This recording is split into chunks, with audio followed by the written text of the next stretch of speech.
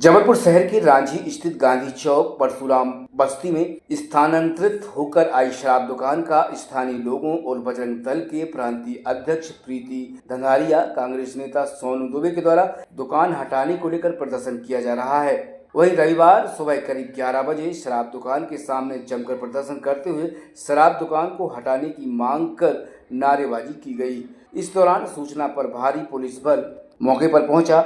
वहीं शराब दुकान न हटाने पर स्थानीय महिलाओं ने आत्मदाह की चेतावनी भी दी है।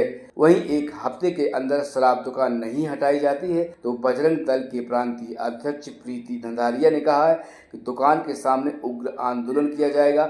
वहीं स्थानीय महिलाओं का कहना है कि शराब दुकान खोलने से बच्चे बच्चियां ट्यूशन और स्कूल नहीं जा पा रहे हैं। शराबी रास्ते में छेड़छाड़ करते हैं, महिलाओं का निकलना मुश्किल हो गया है। शाम ढलते ही अंधेरे में असामाजिक तत्व लूटपाट करते हैं, इसलिए शराब दुकान कहीं और स्थानांतरित किया जाए।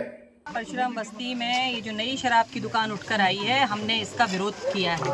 जब MIC सदस्य दामोदर सोनी जी के द्वारा कहा गया था कि ये दुकान वहाँ भी नहीं जाना चाहिए और यहाँ भी नहीं रहेगी, उसके बावजूद ये शराब कंपनी के द्वारा इस दुकान को ज़बरदस्ती यहाँ पर स्थापित कर लिया गया है, जिसके विरोध में यहाँ की सभी माताएं बहनें हैं। क्योंकि शराबी ये आने जाने वाली रोड है, यहाँ पर सामने शराबी शराब पीकर यहाँ पर कांच की बोतलें फेंकते हैं, माताओं बहनों के साथ में छेड़छाड़ करते हैं, गाली गलौज करते हैं। इसीलिए हम लोग इस शराब की दुकान का विरोध कर रहे हैं और अगर ये शराब की दुकान यहाँ से नहीं हटाई जाती है तो इसका उग्र विरोध करेंगे हम लोग।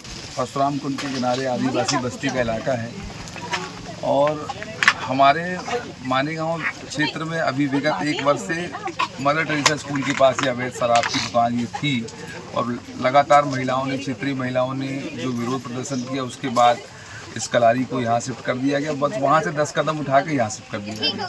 मेरा निवेदन है मीडिया के माध्यम से कि ये आदिवासी बस्ती है, मजदूरी करने वाले परिवार हैं और इन परिवारों के बारे में सोचने के लिए जनप्रतिनिधि को खड़ा होना चाहिए था, लेकिन जनप्रतिनिधि क्यों नहीं खड़े हैं, विधायक जी क्यों नहीं खड़े हैं, विधायक जी इसकी जिम्मेदारी क्यों नहीं ले रहे हैं, ये उसको समझ पाना बहुत मुश्किल काम है।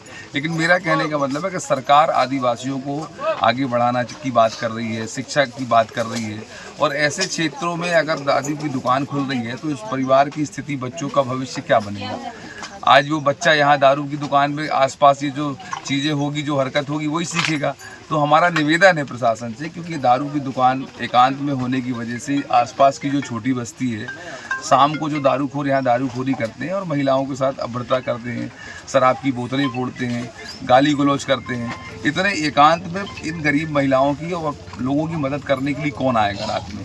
शाम को 6 बजे के बाद पूरा अंधेरा हो जाता है, कहीं लाइट की व्यवस्था नहीं है, तो यहाँ घटनाएं बढ़ने की संभावना भी है।